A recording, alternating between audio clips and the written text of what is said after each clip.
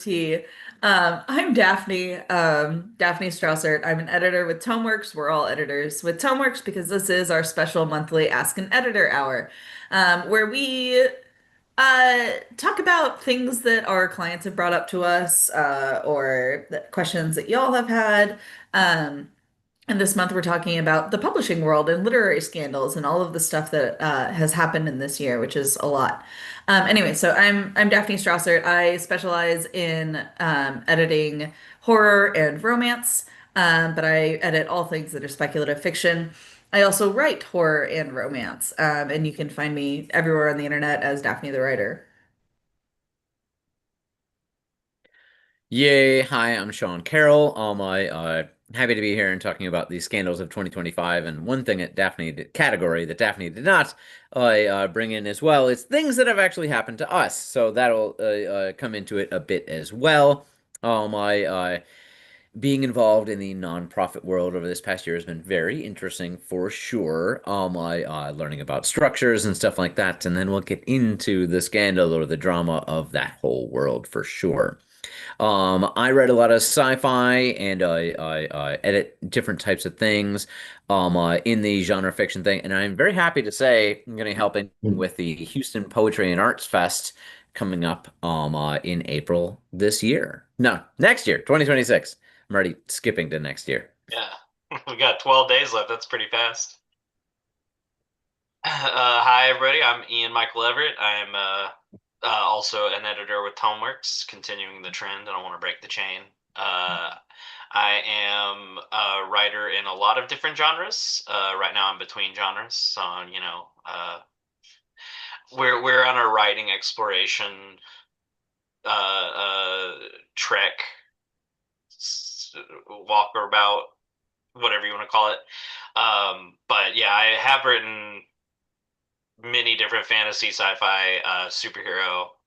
My main work that I'm known for is the Mega Jewel series, which is also called Inheritors. It was a web fiction that is published online for free. So if you ever want to read that, that's out there. That's me. Hi, I'm Anna Hawkins, also an editor with Tomeworks. I specialize in science fiction fantasy, and that's also the kinds of books that I write as well. But I do edit all kinds of speculative fiction. Um, I'm currently querying a novel, and I have a second one that I just finished a draft of that I'm gonna edit and gear up to query that one starting next year. So that's where we're at. I don't think Shannon is back yet. Yep, Oh, she she is is. I'm back. back. I see her I'm back. back, and I'm Shannon Winton. You probably should not trust me to hold your baby today. I'm not proving myself trustworthy there. I'm ready to spill tea. Apparently, tea ready. But I've been a developmental editor for over a decade. I specialize in science fiction and fantasy. I do enjoy humor a lot, but I also like mysteries, noir, and that kind of thing. I teach editing science fiction and fantasy for the Editorial Freelancers Association and classes in various other places. I take clientele all the time, and I am perpetually over stretched because I like to volunteer for a lot of things. And some of the stuff that we'll talk about today is organizations from the past that we used to love and how things went down. But I think there's a lot going on that is sort of rooted in the past that went kind of crazy this year, or there's, extensions into 2025 from things that have been building for quite a while. So let's get started with beloved cultural institutions that are getting just or that have died this year. In Dallas, the Dallas Area Writers Group, which has been in continuous operation for almost 20 years, shut down. Largely due to the fact that I think from like a monetary perspective, they were not getting what they needed to keep running because they insisted on paying their speakers, which I love. But that means that they were doing a lot of begging for money, which is really rough to keep an organization going like that. And so, with administrative costs and just administrative burden, and a lot of the people who had been taking on those tasks getting older, they basically just called it quits this year. So that's sad. That is sad. After COVID, a number of the Dallas organizations did kind of disappear. Like Word, I think, closed down in COVID, and so this is one of the remaining institutions for your area, huh? Yep. But we did form the Dallas Fiction Writers Group this year, so hopefully in another 20 years, that'll be a cultural institution. Yeah. That you can shut down. No. When I'm old and bitter, I'll do it. For the past year and a half, I've been doing programming for Writespace, my writing center here in Houston, and that also is closing at the end of the year. I'm going to use this to bridge into the larger context as well. In this case, much more about getting people into classes, and they had a subscription slash workshop model. In the larger sense of things, there are tons of famous authors who since 2020 have recorded things and have the availability online of DIY, at your own pace classes that are just bigger names. And so I think a lot of smaller organizations are losing out on being able to have people come into classes in person. Because writers are looking for that, moonshot of getting the best education they can in a short amount of time, or, bang for your buck. This has been difficult, in terms of creating community, and to Daphne's perspective as well. A place where people can meet and talk about writing, is more and more difficult to find. We're, having these issues with third spaces, just as a culture writ large. But writers especially are feeling that as well. And no man is an island, when those books come out, and, unless you're Cormac McCarthy living in the middle of nowhere, these all come with a community of writers around them. And even he did have that for sure, if only in correspondence and visiting people. So even the most extreme examples of writers self-isolating, it's a community. This goes to, as well in this case of Writespace as well, a lot of nonprofits and organizations losing their grants due to the defunding of the NEA. The National Endowment for the Arts did provide a ton of grants year over year for writing organizations, as well as art and theater and things like that. And we're seeing these kind of institutions fall off when, if you take out 20% of a institution's budget, that can completely shut it down. And so if you were semi-dependent on this money coming down, that was an issue. I went to AWP, the Association of Writers and Publishers conference in Los Angeles this year. One of the talks given there was about how can nonprofits and smaller organizations pivot. And 2 out of 3 of the panelists were like, no, it'll be fine. Don't worry about the NEA stopping the grants, which means that the money doesn't go to the states, which means that the money from the states doesn't go to the municipalities, which means the municipalities, which have always been the driver to put money into these small organizations, don't worry, it'll sort itself out. The third person on the panel said, no, we are in end times as far as that model, which really comes from the 1960s and the Great Society and a lot of the things put in by Lyndon Johnson in that case, going back as well to the 1930s, and a lot of grants given out to artists and writers at the time, straight from the federal government. But this model is changing, and don't count on it to come back. 3.5 years from now, when there might be someone else as president, some of these things will be really hard to fight to come, to bring back, because you're asking for excess spending. You're asking for people to spend money for writing and for art and stuff like that. And that's going to be really hard to push through any sort of Congress that you have there, because it'll be used as a cudgel the next time that they are trying to be reelected, which in the United States is only 2 years per congressman. So you finish your campaign, have maybe a year to govern, and right back into the next campaign. So This third person on the panel was talking about we need to move to much more of a philanthropic model. When you think about today and how billionaires are getting richer and richer, and the 1890s, when we had a lot of these situations as well, at the time there was the Carnegies and the Rockefellers, and they backed a lot of artistic things. That is what this third panelist was advocating for. It's going out and finding people in your community that can privately give to organizations to prop up that last 20% typically for an organization to keep surviving. In the case of Right Space Writing Center, we'll see if it metastasizes into something else or if this is the end for them. But many organizations across the country are facing a very similar end of year with very little prospects for grants coming in 2026. So I have two comments on what you said. So the first one is sort of a rhetorical question. Um, when obviously things like the NEA are getting defunded, and that's bad. When those things get defunded, where is that money going? Because we're not paying less money in taxes. So the tax money is still going to the government, and they're just taking away these services that, our local organizations, kind of depend on and need to survive. And then where does that money go? Mhm. The second one uh, was a comment on the 2 out of 3 panelists who are like, "Oh no, don't worry, it'll sort itself out."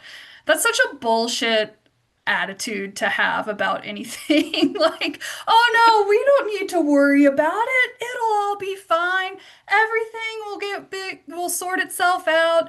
It's not a big deal. Don't worry about it, guys." That's how we end up in situations like this, where Well, the you have NEA to is you being have to realize that some people have magic tables and some people are the magic table, right? Like some yeah, people are like, if you just put the stuff on the table, it'll go away. And right, they don't conceptualize that the reason things worked out is because someone got right. pissed or got upset and took action. Right. Right. And it's just Oh, like, that's how we end up in like situations where we're at now, where like, we're losing all of our third spaces. Our local organizations that, help build community and teach the next generation are going away because they don't have the funding. It's because, enough people sat around uh with their thumbs up their butts saying, "Oh, we don't need to worry about it." Our government wants to defund the arts across the board, both in schools and out of schools, and it's not something we need to worry about. It'll all sort itself out, and such bullshit. I'll throw this out there as well. Because there is a minor counter argument to that point. We'll see what the end result is. The Association of Library and Library Professionals, something like that, in a 6 to 8 month long lawsuit, has been suing the federal government to put that money back in for grants that had already been given before they were rescinded earlier this year. And they did win that lawsuit. Two problems with that. Well, first off, hopefully this means that libraries, museums, and institutions get funded at least somewhat in the 2025 time. Two problems with that. One is the executive branch going to follow what a court says because there is not 100% surety that that's going to happen. And two, if that money goes in, great, awesome. Does not mean you have money next year. Mhm. Yeah. Yeah. This So this and sorry, I'm kind of getting a little off topic here. But this administration's whole strategy is we're just gonna do stuff. Mhm. We're just gonna do stuff. We don't care if it's legal or not. In fact, if it's illegal, more's the better. We're just gonna do stuff, and we're gonna wait for the legalities to sort themselves out in the courts. And meanwhile, while it takes a year or more for something to go through the court system and determine the actual legality of it, meanwhile, we're actually getting to do all of the stuff that may or may not be illegal. Um, and that's a big problem when you have people and organizations and things relying on these services from the federal government that we have paid for with our taxes. So this is a problem. Everyone should be worried about this. We're So here to back worry about back to many what we were things. talking about originally, institutions getting destroyed. Let's talk about the big one this year, which was NaNoWriMo is gone. Oh no, it's not gone. Give me a second. Let me show you. This is Is there an NaNoWriMo. update? That's NaNoWriMo. It's cool. It's just a Oh hot pot Oh, directory now. Uh-huh. I Oh don't know. man. I do like hot pot. Yeah. Yeah, well, you know what? Okay. When one door So closes, another door opens. The hot pot. NaNoWriMo is a big mess, and I'm going to try to briefly describe the things that happened before this year. We did talk So about it last year, Yeah. the I NaNoWriMo did. mess, but we did not know they were going to shut down completely last year. Yeah. At It that was time, kind I of up kind in of the hoped air. they did because of all the dirty stuff that we found out about. Yeah. Not just with, the fact that there was apparently grooming inside of their kids section, and from multiple directions, but also like the way things are being run using minorities as basically props is what it kind of came down to. Mismanagement of funding, and then what kind of um, I think was one of the truly the final death knell before the interpersonal stuff finish it off. Um, which that was just like, the twitchings of the corpse. But the thing that really destroyed it is the fact that they were trying to get their funding from AI, and a lot of creatives were not okay with being sold AI things. NaNoWriMo has tried to work with other companies before that are suspicious, or predatory. And this one was a really big deal because of the way the organization responded. Historically, when they have made mistakes, they would have either offered a neutral, like, we're very sorry, we did not recognize this for the issue it is, we'll do better. In this particular case, when basically people were like, do not associate with AI, it's not moral, the official NaNoWriMo response to that was, AI is necessary for people with disabilities. And if you don't like AI, you're basically being prejudiced against, people who need this to survive or thrive or And, interact with the and it's world. important to make a distinction between AI assistive technologies such as spell check or text to speech or speech to text, which are aids, and generative AI, which was what NaNoWriMo was peddling, which is not a disability aid Yeah. at all. But basically telling the people who are your your bread and butter, really, the people who engage with your organization or the people who give you your lifeblood, we disagree with you and we're going to insult you and frame whatever your complaint is as you being prejudiced. That's really not the best marketing tactic, if nothing else. Um, It just feels so like such a betrayal of the idea of NaNoWriMo, which is we're all going to sit down together and write 50,000 words in a month, and it's going to be grueling and it's going to be hard, but you can do it. And that's the point of NaNoWriMo. And then turning around and being like, yeah, but it's okay if you use AI to do it. yeah, yeah. Yeah. Um, It's so kill so people aids. I will I'm sorry, generate Hannah, go ahead. I was 50,000 words of Sonic the Hedgehog fan fiction. There, I have finished NaNoWriMo. Thank you. It it's totally took me one day. It's so interesting to me, like not just NaNoWriMo, but like all these companies who are, adopting AI and forcing it down our throats and things like that. It all comes down to the same kind of disconnect between the company and its user base or its customer base that NaNoWriMo had, where like, oh, our customers, our users, they don't like this. Well, they can suck it. We're going to do it anyway. It's like, where is this? I I feel like NaNoWriMo, but also in a broader sense, like all of these companies who are doing this across the board, um, they have gotten to the point where they feel like they are too big to fail. And NaNoWriMo too. They're too big, they're too ingrained in, the writing community and blah blah blah that they don't think they'll ever go away. They think that people will So keep. I am going to disagree with you there Okay. because of Kilby Blades's tell all YouTube video from March, because I Oh, fair think enough. that really changed my perspective of the inner workings of NaNoWriMo. Um, and I don't like Kilby Blades. I take a lot of offense to the things that she did and how she treated people. And the fact that, her basic job was, in California, from what I understand, her real job in her real life with her real name, which I will not say, um, is essentially shutting down schools and pushing, the communities from the different schools together to just sort of reshape.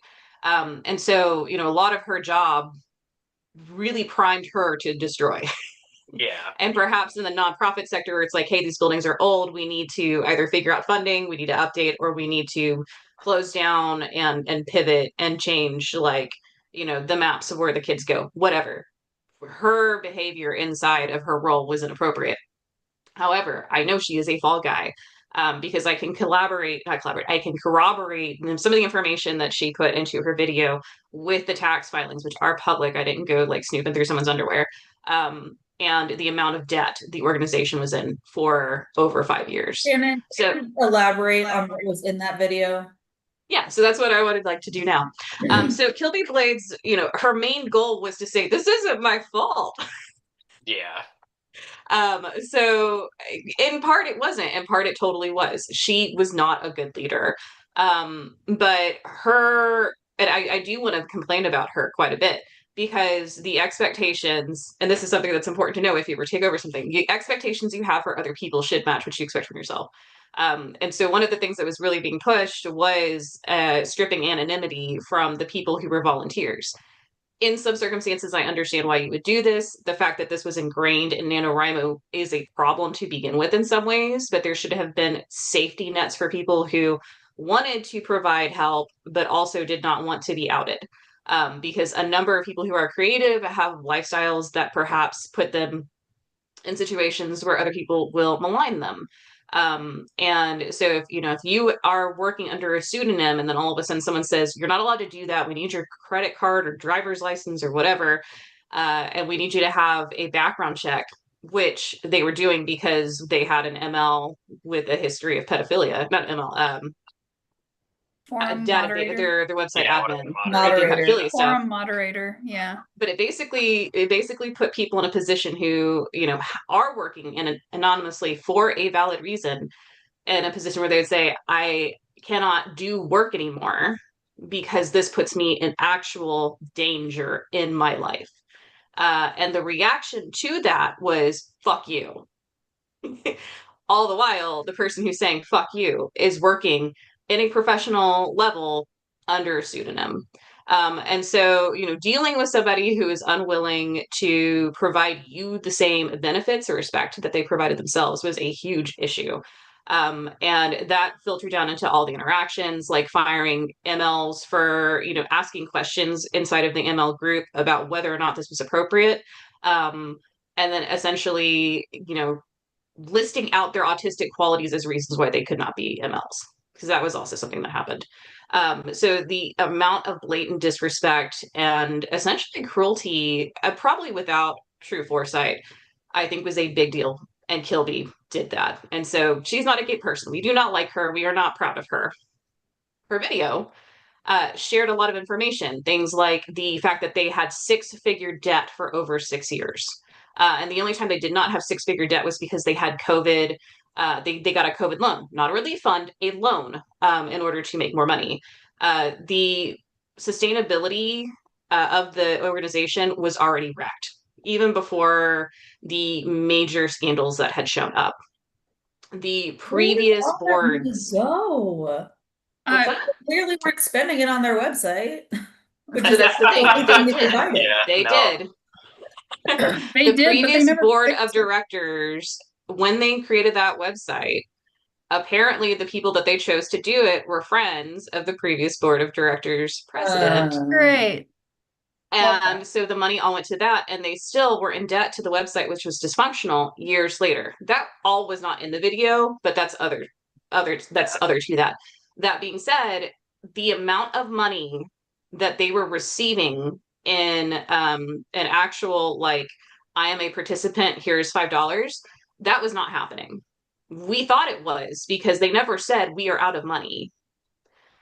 So their money mostly came from merchandising and partnering with these businesses, which is why it was such a big deal for them to get AI businesses on board who are willing to shell out all of that startup, angel investor, whatever cash that they had received for this publicity, and why they could not at that point say, nah, fuck off, we don't need your money, because they literally needed the money to keep the lights on.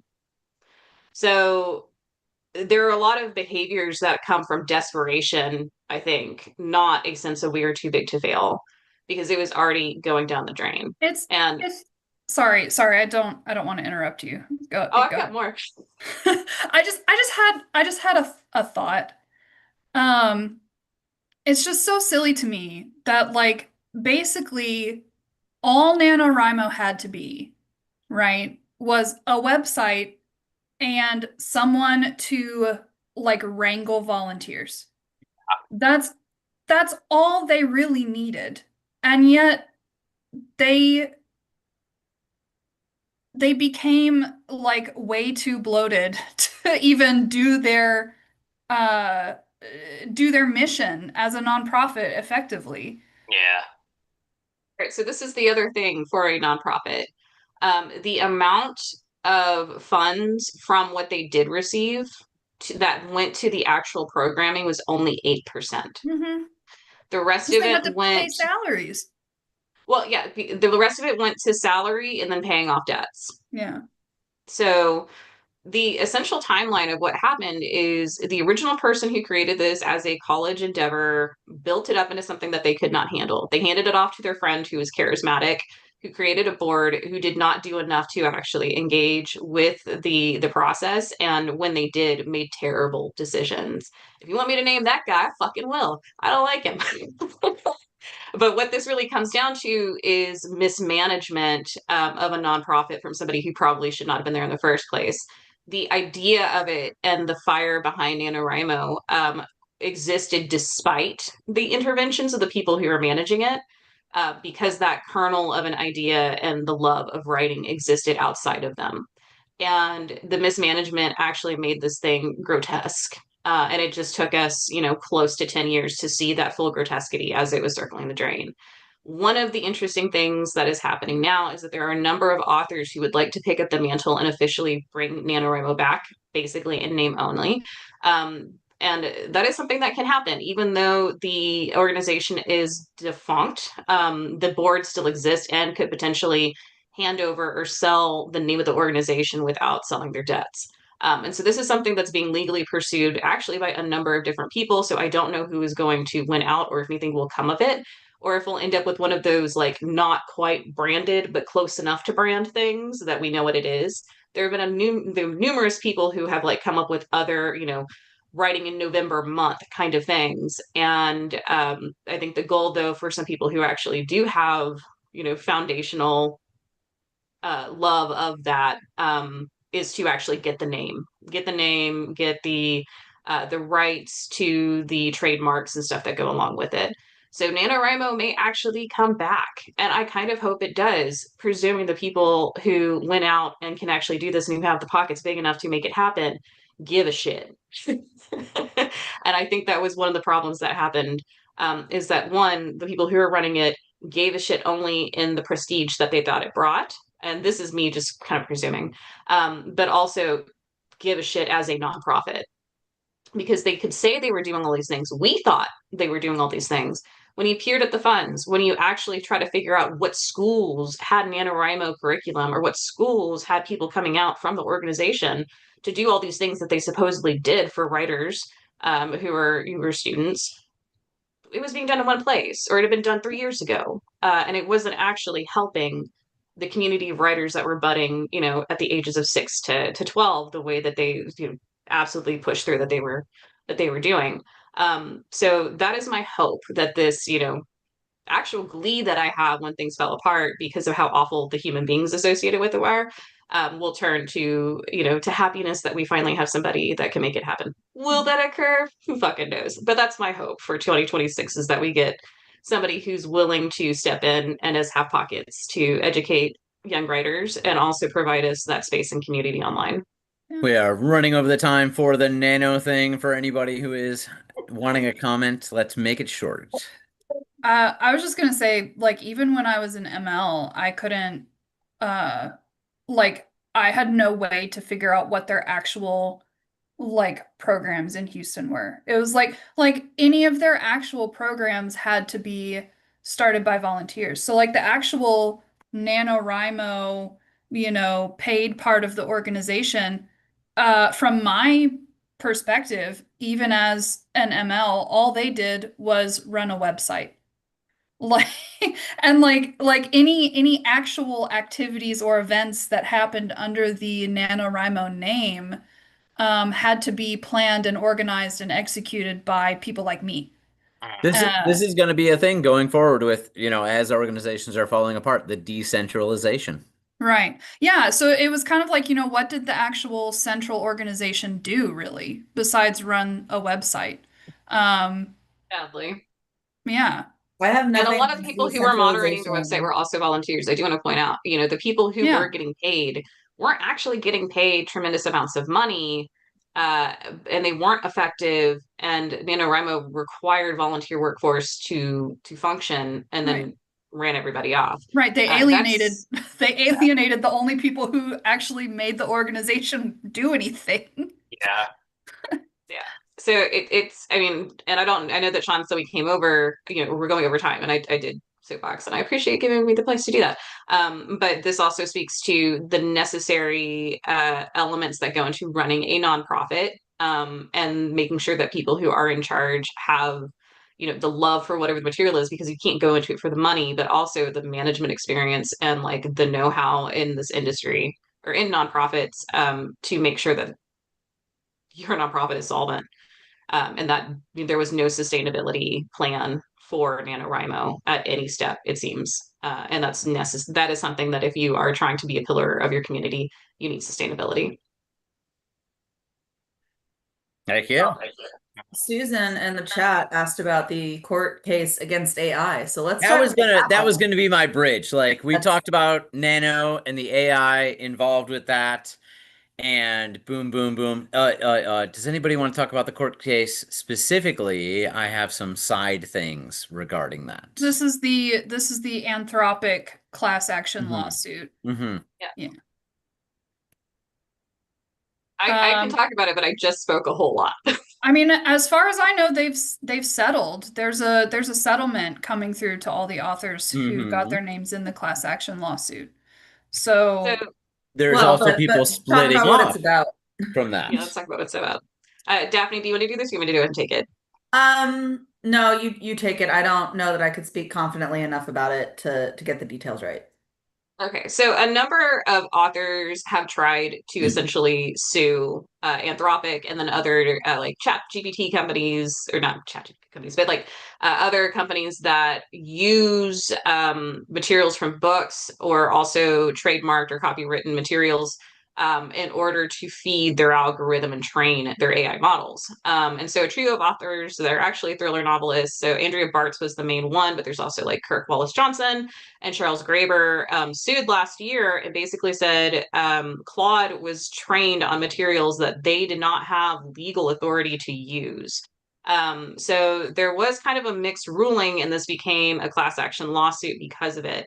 And then Anthropic actually settled. So this wasn't something where a court case was like 100% won, but they settled and basically said, we'll give you $3,000 for any author that you can prove went into our training model, that had essentially registered copyright on their book.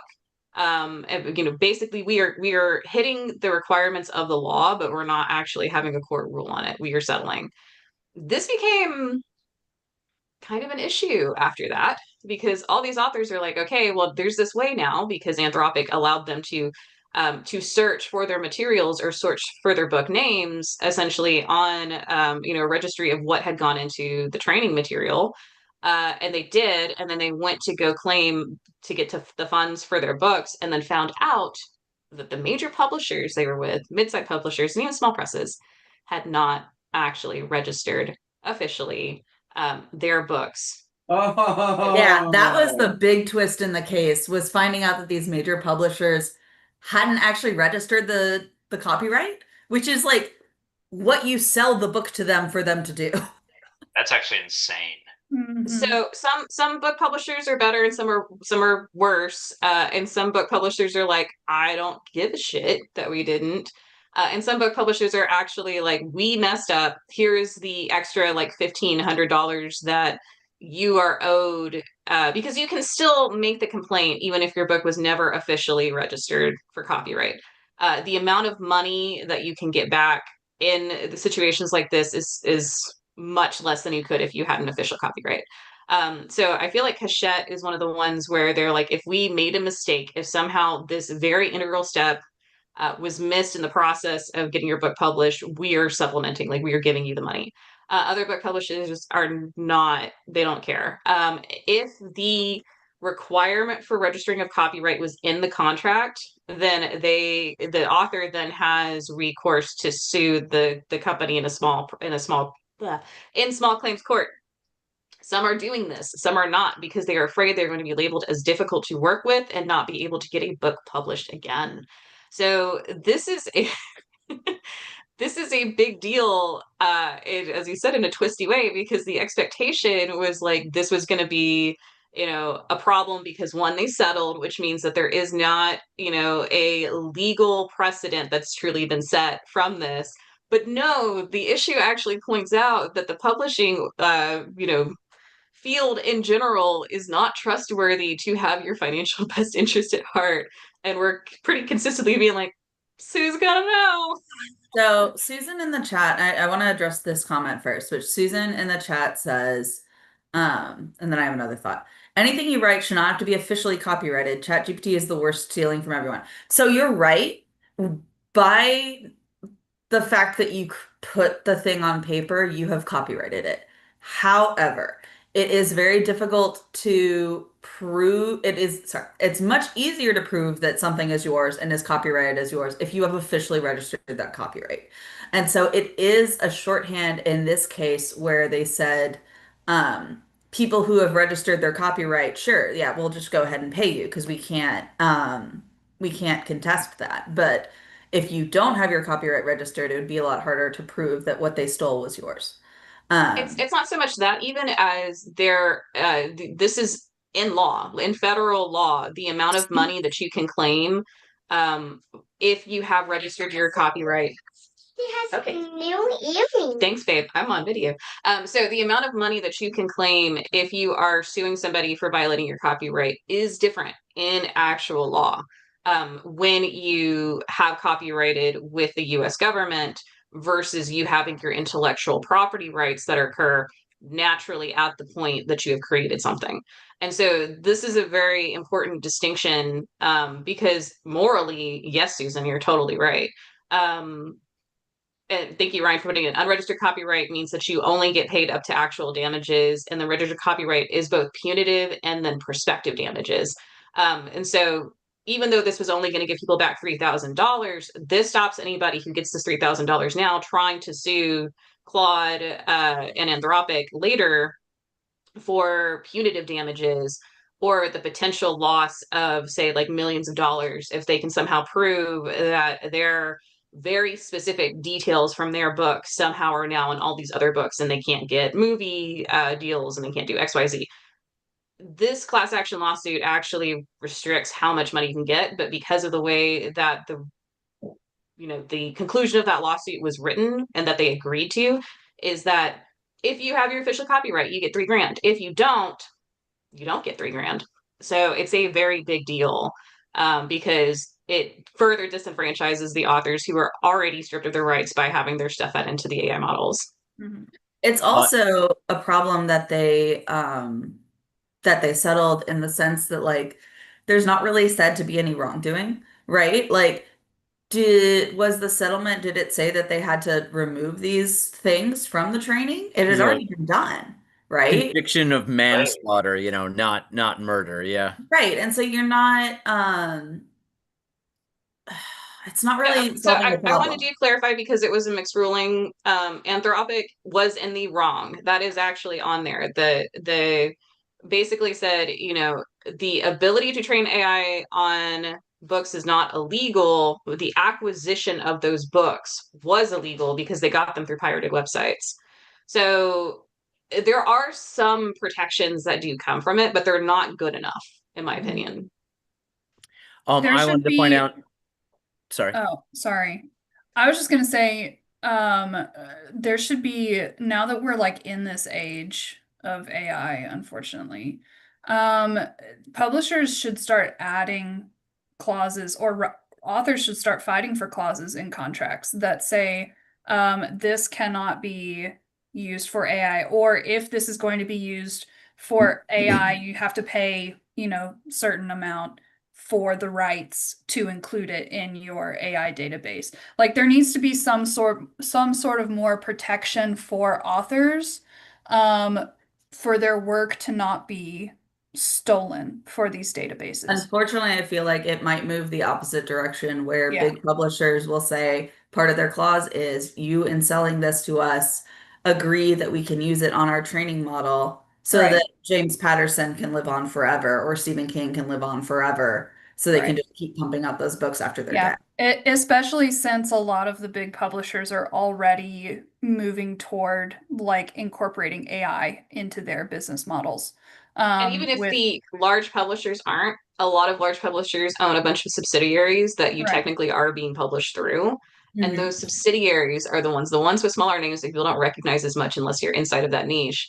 Those are the ones that are really filling out this field of like how much money can we get, and how can we alter where our funds are coming from as we publish. So Hachette, and Simon and Schuster and Penguin may not be doing that, but the subsidiary of the subsidiary of the subsidiary that only publishes children's books about rocket ships, they're probably doing that. Plausible deniability in that case. I'll note that Susan has her hand up. Okay. Yeah, I just think that it should be illegal to scour the internet, period, by any of these companies, because it is an infringement on our privacy, our rights to our own work, and even our images of ourselves. They should not be able to use any information without getting permission from a person, period. Contact your elected officials. yeah. That's, I mean, that's all I got for you. right. I mean, like again, like We some agree. to a Before lot. before we devil's advocate here or talk about reality, we agree, Susan. We Yeah, should we we Oh should yeah. do have agree. control. We And, agree. You are and right. like some to a lot of what they're doing now is illegal. That's why, there was this lawsuit in the first place. And they're literally pirating information off the internet, which like, we get in trouble with our ISPs when we, pirate music or movies or, TV shows. So like, like our internet service providers can like cut off our internet if we are found to be pirating or torrenting data. But that's literally what they were doing, or literally what they are doing to train these models. They are doing illegal activities to train these models. Um, and it's again, it's that matter of we're just gonna do it. It's the Right. same strategy that our administration has. It's like we're just gonna do it, Just and it doesn't do it matter quick. if it's illegal or not. We're gonna do it, and we're gonna wait for it to shake out in the courts because while it takes a year or more for it to shake out in the courts, in all that time we can torrent billions of gigabytes of data and train all our models. And then it's all done and it doesn't matter anymore. Yeah, and they're just So hoping to get it Lauren, done fast Right. They're enough. hoping they're hoping to get it done fast enough that Fast it enough, doesn't. make a ton of money, get Yeah, out before they get burned. exactly. so Lauren Yeah. in the comments, if she's comfortable, popping up and saying this out loud, I'd love it. But she's kind of discussing her experiences Hi. actually working with publishers. Hey, Nice to Hi. have you. Thanks. My name is Lauren Heithusen. I am an editor. The bulk of my work is in comics, which is definitely a different world from traditional publishing. And quite a few companies have made statements or updated their contracts to include clauses forbidding the use of AI in creation of work, just like across the board, which I think is great. Like they flat out say, hey, we can't publish this if you turn this in. I believe DC Comics had a few artists turn in AI generated covers this year, which obviously was a huge deal because they are one of the big two. They are in comics, we have two big ones and then a bunch of small ones, and some medium-sized ones. Um, and that was a big deal. The covers got pulled. There was also some evidence that I believe an issue of Catwoman had been generated, and that became a whole thing because, hey, you were an established artist prior to this. Why are you taking a step back?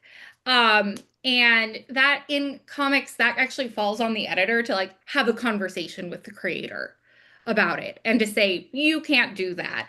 Work for hire in comics is probably a little different because the publisher ends up completely owning what you produce. If I hire Shannon, I'm going to use you. Shannon, if I hire you to draw me an issue of Batman and you come up with like a brand new character that I don't know, it's Bat Ferret.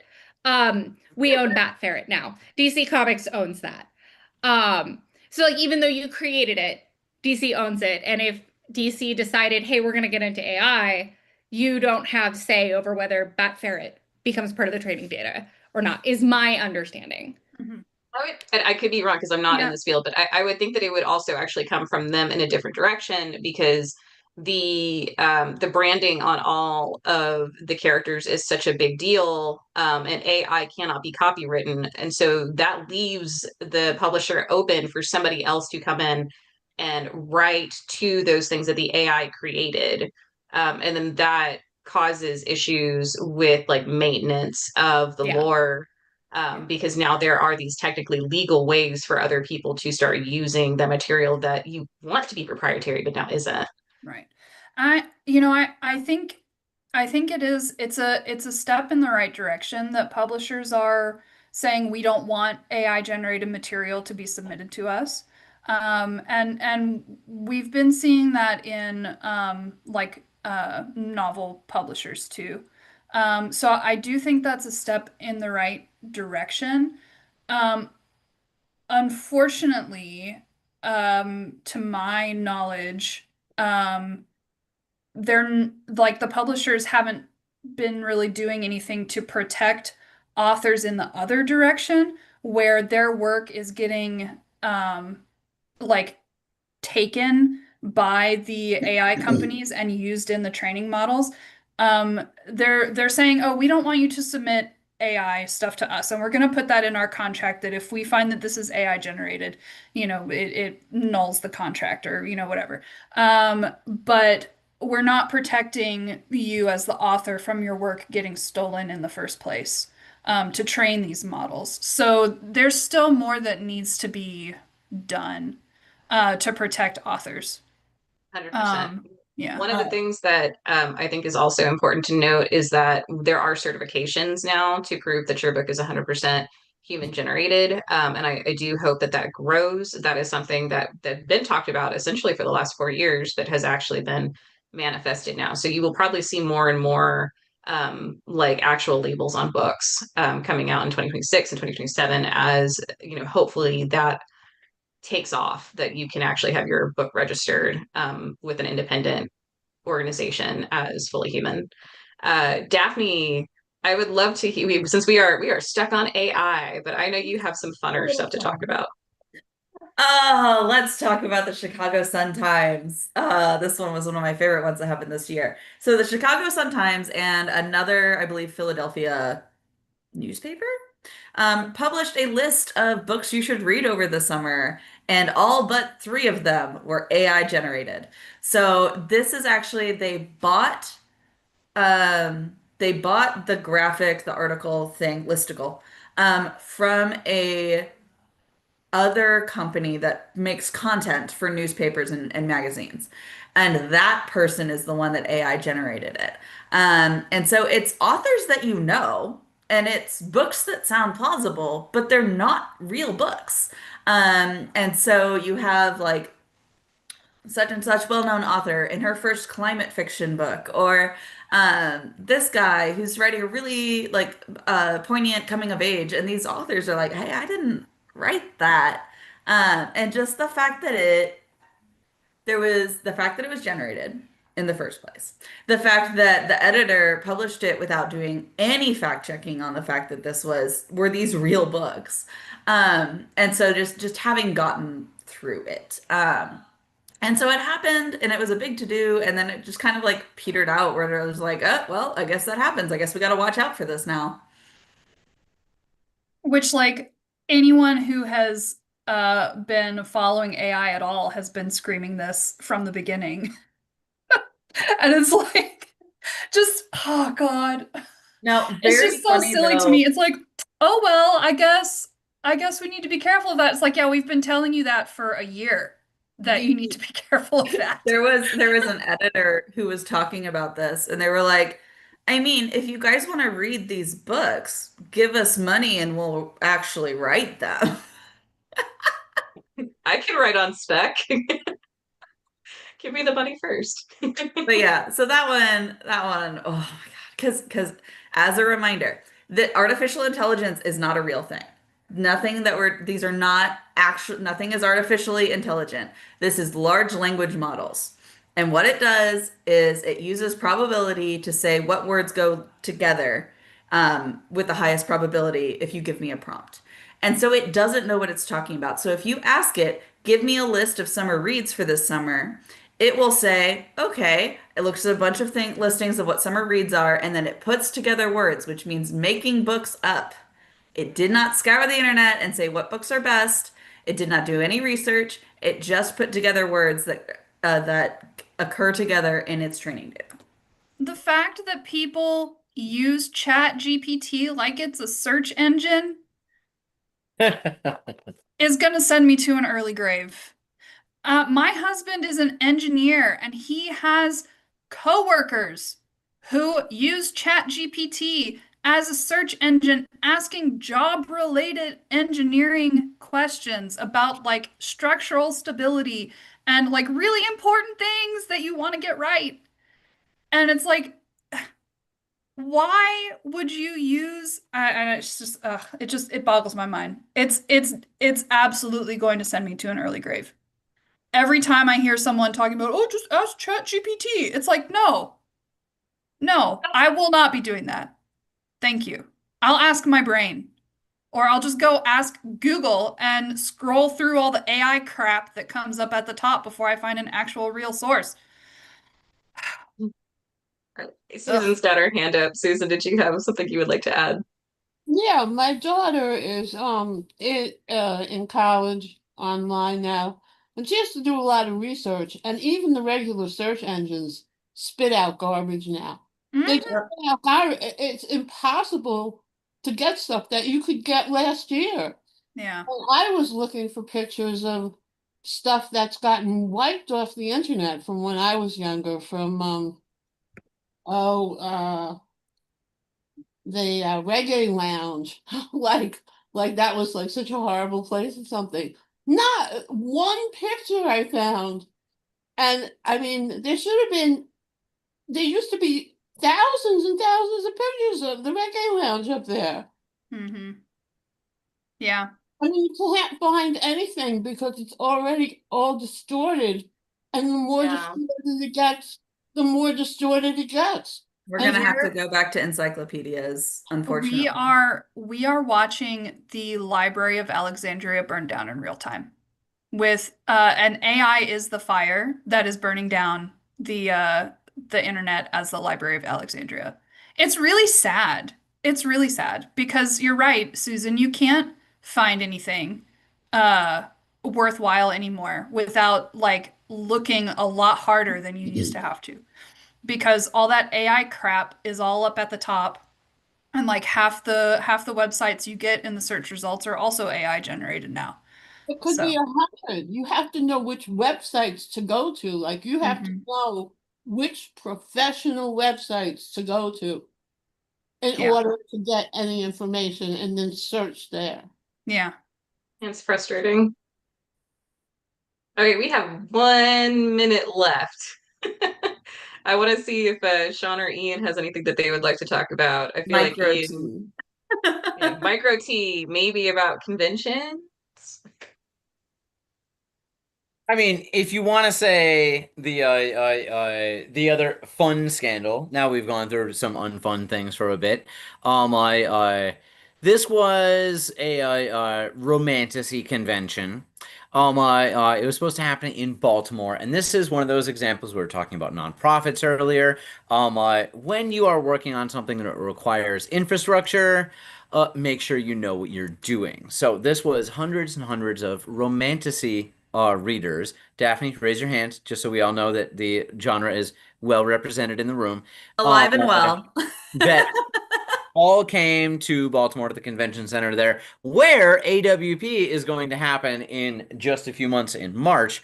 And I'll see the inside of this place. But she basically promised a lot, took a lot of people's money for this reader and writer convention, both from the vendors who were mostly independent authors, because a lot of romance writers and a lot of spicy writers write self-publish. And in that case, you know, they're coming with their stock of books. They are paying for this themselves. This is not on a publisher somewhere. And it was supposed to be a big convention, and the infrastructure was not there. I tossed the link over there in the chat. Read it at your leisure. Go up and look up that conference on YouTube. There are some deep dive videos about how terrible it was. It was called the A Million Lives Book Festival, and it is a juicy, terrible story. But these things happen. Conventions come up and fail. Shannon, we were just talking to somebody the other day about how there are many less science fiction and literary conventions happening in Texas in 2026 than there were just, you know, this year. And so when people are putting them together, got to make sure they have a good track record if you're trying to go as a vendor for sure. And anything in its first year is suspect. Take everything they promise with a grain of salt. Don't pay more than $20, whatever you want to say. Which is rough because then like good true things have a hard time getting off the ground. But True. Got to start small. Got to start yeah. small and work your way up. Because if you go out and you're like, I'm gonna put a down payment on an entire hall, and you've never put together a convention before, start small. Do it in your backyard. I'll start small and be careful about who you hire. I don't know if your article goes into the things that went into the downfall of that convention. The person who apparently did start that has a love for romanticy, but hired out companies that didn't fulfill their obligation. From the last thing that I remember was that she was like crying out on Instagram that she would pay people back and then went dark. No. That was absolutely a bullshitter. I totally understand your Yeah. perspective, and sometimes contractors are terrible for sure, but a fish rots from the head. Oh no, it certainly does. But she and I think her boyfriend or husband at the time were trying to like do stuff boots on the ground, and it like absolutely fell apart around them. I don't think that they had the funds to actually give anybody money, and they disappeared off the internet. So like I don't that did not happen. But if you know are feeling like it's a good night to sit in and watch TikTok, I would try to go back and see if you can find videos from people who actually went, who would be like, this is the extravagant feast that is supposed to be, for XYZ, and it's like a bucket of Cheetos. Oh, it's the I- Tumblr convention all over again. Yeah. I remember hearing about that, but I could have sworn it was last year. It's been a Yeah, long yeah, time. that's how long this year was. It Yeah. was prior to Inauguration Day, if that helps. Well, it is It- early.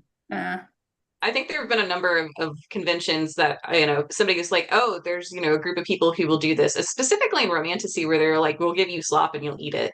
But I think this was the one that had the biggest source of outrage because they had so many authors that were like, I'm just going to film this the entire time because it's so bad. All right, team, Okay, we're out of time. We're over time. This was our last event for 2025. We thank those of you who showed up in Zoom, and we love the ones of you who watch us later, or watch us from YouTube or our live streams. So we will see you in January of 2026. If you have not followed us on our new-ish YouTube channel, it is YouTube. You know, our little hashtag is Writers Lunch. Somebody hopefully can pop that into the side. And yeah, we have a lot of fun things to come. Ian is going to be talking about the world building of holidays in January. Yep. I will be doing a primer on tense. So, are you in the future? Are you in the past? Are you in the past talking about the future? Are you in the future talking about what could have happened in the past, but actually happened, but didn't happen, but could have? And how you actually put all those things together. Daphne, I think you've got something coming up in January I planned. do. I'm going to teach you how to turn your fan fiction into something publishable. Oh, fantastic. So we will see you then. If you are in Houston, please join us also at the Houston Science Fiction and Fantasy Writers Meetups.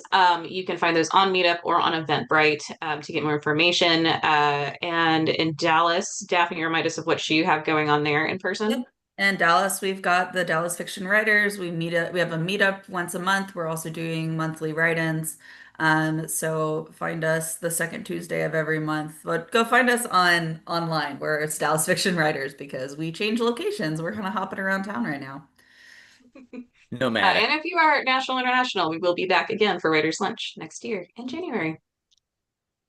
Happy Everyone. holidays, everybody. Bye. Heck yeah, Merry Christmas, y'all. Happy Hanukkah. And there's an